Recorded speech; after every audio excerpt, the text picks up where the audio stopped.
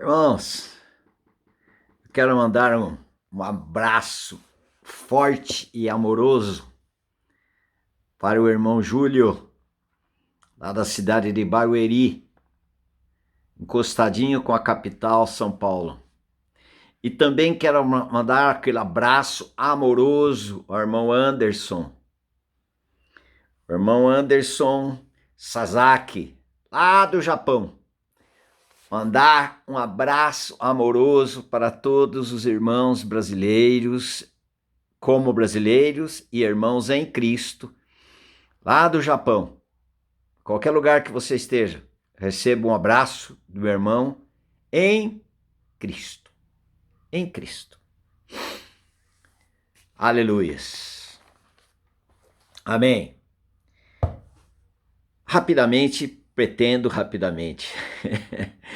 É tão difícil nós falarmos em pouco tempo sobre o maior e mais importante assunto das Escrituras com relação à salvação do pecador.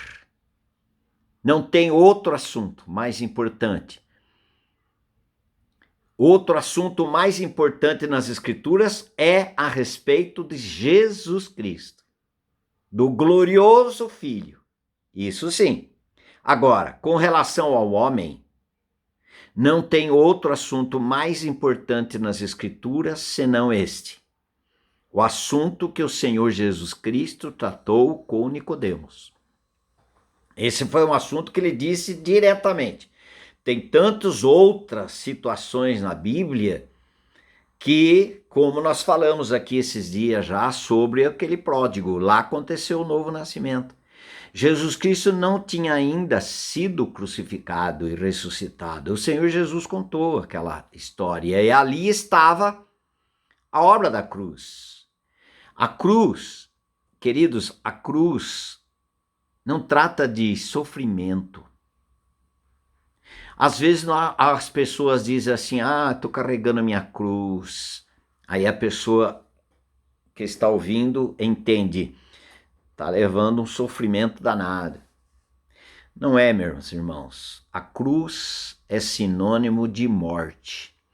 Quando alguém em Jerusalém recebia a pena de morte de cruz, seja quem for, ladrão, salteador, sei lá quem, ele colocava aquela cruz nas costas e dizia adeus à minha família, minha vida, todas as ligações que eu tenho nessa terra. Adeus. Acabou.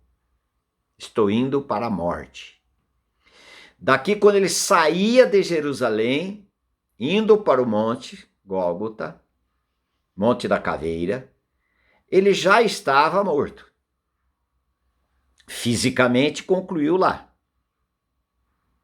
Mas nos seus relacionamentos ele já tinha sido morto. Então, queridos, e para uma pessoa ser salva, ser justificada, ser perdoada, ser reconciliada com Deus, é necessário que ele saiba. Saber, crer e entender. Lá no livro de Isaías 43:10. Saber, crer e entender. São 3 passos. Primeiro eu preciso saber. E falar a respeito de saber, um menino, um moço, a Bíblia diz um jovem rico, ele teve um encontro com o Senhor Jesus Cristo. Por que a palavra do Senhor diz a respeito de um jovem rico? Falar que se ele era rico ou não é importante, se a Bíblia diz, é. Por mais que eu possa ter a minha interpretação dizendo, isso não é importante, não leva em conta. Claro que leva, para esse menino sim. Por quê? Porque quando o Senhor Jesus Cristo diz, vende tudo que tem, dá aos pobres, isso está lá em Marcos 10, começa do 17 em diante. Vende tudo que tem, dá aos pobres e terás um tesouro no céu. Por que o Senhor Jesus Cristo disse isto, o que provocou o Senhor Jesus para dizer isso para aquele jovem rico, aquele moço? Porque aquele moço, a primeira coisa que quando ele encontrou com o Senhor Jesus Cristo, primeiro, ele ajoelhou. Ele ajoelhou-se diante do Senhor Jesus Cristo. Isso significa que ele era um religioso. Significa que ele levava a sério as coisas espirituais. E que ele tinha um certo ensino a respeito das coisas espirituais. Não se ajoelha na frente de qualquer um. Ele ajoelhou-se, claro, ele podia ajoelhar diante de um rei, da autoridade, porque ele reconhecia a autoridade. Agora, Jesus Cristo andava para cá e para lá. Que autoridade o Senhor Jesus Cristo tinha? Para aquele moço, ele tinha uma autoridade, sim, autoridade espiritual. Isso ele reconheceu. E também ele tinha ouvido a respeito de Jesus Cristo, ele era o Filho de Deus, e ele veio para buscar e salvar o perdido. Isso ele tinha consciência disso. Como você sabe, Lúcio? O assunto que ele tratou com o Senhor Jesus. Ele dizia assim: bom mestre, que farei para herdar a vida eterna? Que farei? Irmãos, pessoal, não há nada que eu e você façamos para ganhar, herdar a vida eterna. Quem herda alguma coisa, por exemplo, o filho vai herdar, o que é necessário aquela pessoa para herdar daquela família? É ser filho. Sendo filho, ele vai herdar.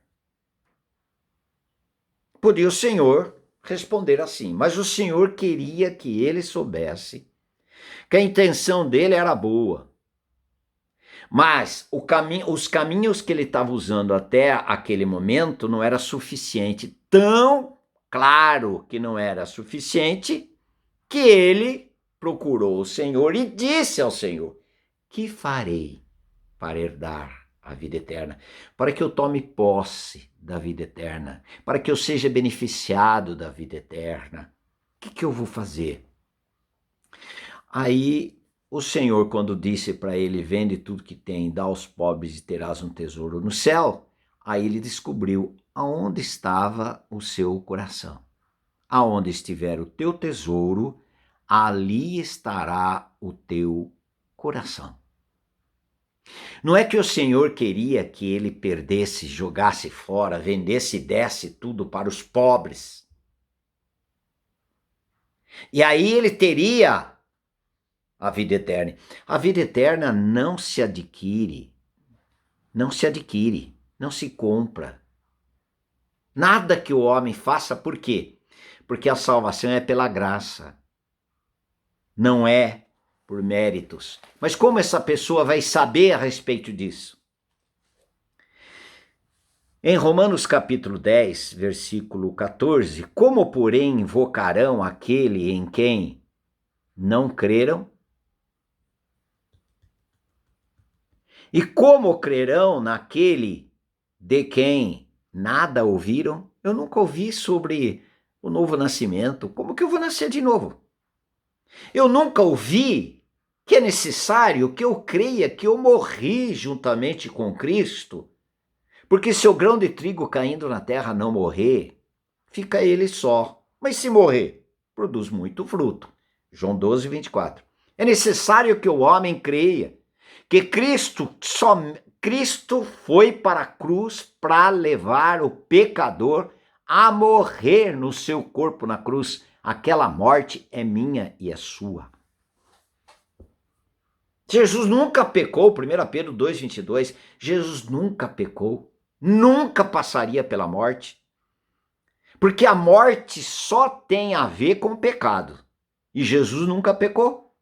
Então a morte, sabe por que ele ressuscitou? Porque a morte não poderia segurá-lo, não poderia retê-lo, porque ele nunca pecou. Agora nós enfrentando a morte eterna, porque tem tudo a ver comigo e com você. Nós já nascemos pecadores, eu nasci na iniquidade, em pecado concebeu minha mãe, no livro de Salmos 51, 5. Por um só homem entrou o pecado no mundo e pelo pecado a morte, e assim a morte passou a todos os homens, porque todos pecaram, Romanos 5, 12. Todos pecaram e destituídos estão da glória de Deus, Romanos 3, 23. Eu já sou pecador por natureza, a morte tem tudo a ver comigo, por isto que nós estamos debaixo do poder da morte eterna, se não for resolvido a questão do nosso pecado, a nossa natureza do pecado. Eu preciso saber disso para poder crer. Olha só. Como crerão naquele em quem nada ouviram? E como ouvirão se não há quem pregue? Queridos, um dos objetivos nosso aqui é o maior deles, mais importante deles, além dessa comunhão que tem, para mim, pelo menos, me faz muito bem cada um de vocês que escreve, eu sei quem são vocês, de onde vocês são, isso parece que eu estou com vocês, já faço parte, até me emociona, porque é um amor sem conhecer a pessoa de fato e de verdade, porque o amor de Deus, ele transcende, ele vai além da nossa mente,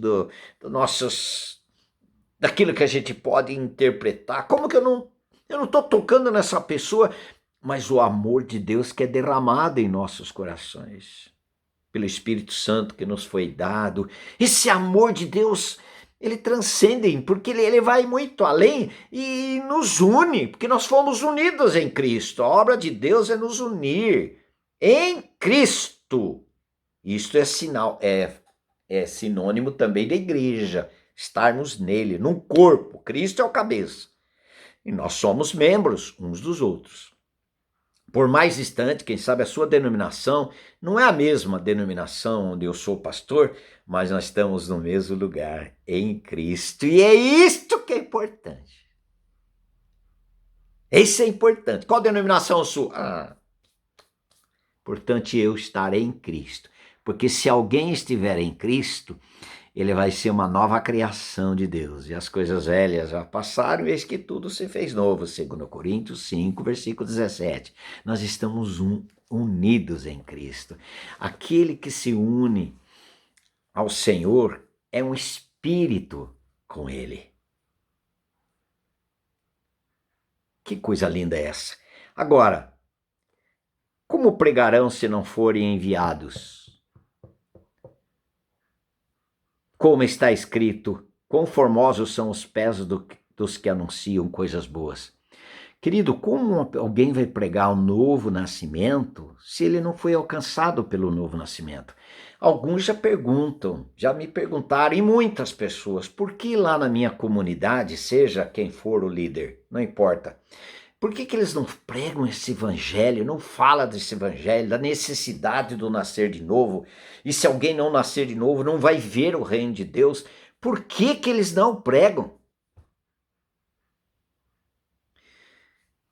Como eu vou pregar uma coisa que eu não recebi? Como eu vou anunciar alguma coisa que ninguém anunciou para mim? Como eu vou pregar para você uma verdade que se essa verdade ainda não está incorporada no meu espírito, no meu interior? Como pregarão? Queridos, eu quero não prolongar mais esse vídeo, nós vamos continuar no próximo, tá ok? Então, recebe de novo, abraço amoroso, Anderson, lá no Japão. Quando vier de lá, meu irmão, comunica comigo. Quero dar um abraço em você, pessoalmente. E também o Júlio. Júlio, lá de Barueri, querido. Você e sua família, abraço amoroso. Amém. Glória a Deus. Quiser fazer seus comentários? Tá aí.